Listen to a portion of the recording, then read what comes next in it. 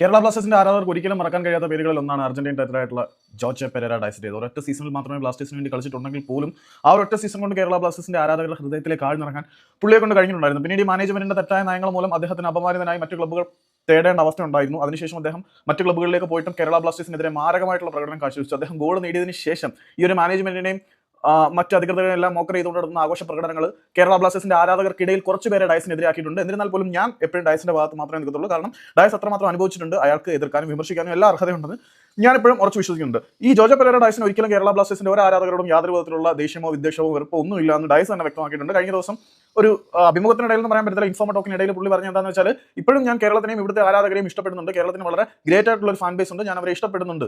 ബ്ലാസ്റ്റേഴ്സിന്റെ ആരാധകരിൽ ഒരു വിഭാഗത്തിന് ഡയസിനോട് എതിർപ്പുണ്ടെങ്കിലും ഡയസിന് കേരളത്തിന്റെ ആരാധകരെ അല്ലെങ്കിൽ ബ്ലാസ്റ്റേഴ്സിന്റെ ആരാധകരെ വളരെ പ്രിയപ്പെട്ടത് തന്നെയാണ്. പക്ഷേ അയാൾ നേരിട്ട നീതികേടിനോട് അധികാര സ്ഥാനങ്ങളിൽ ഇരിക്കുന്നവരോട് അയാൾ പ്രതികരിക്കുന്നു. അല്ലാതെ ഡയസിനെ നമ്മൾ വെറുക്കേണ്ട കാര്യമൊന്നുമില്ല എന്നാണ് ഞാൻ വിശ്വസിക്കുന്നത്. പിന്നെ നമ്മൾ കുറേ ദിവസമായിട്ട് കണ്ടന്റ് ഒക്കെ ഭയങ്കര മിസ്സിംഗ് ആയിരുന്നു, ലാഗിങ് ആയിരുന്നു, ഡിലേ ആയിരുന്നു. അതൊക്കെ പതിയെ പതിയെ മാറ്റാൻ ശ്രമിക്കും. ഇനി നിങ്ങൾ സപ്പോർട്ട് ചെയ്താൽ കുറച്ച് നന്നായിരുന്നു.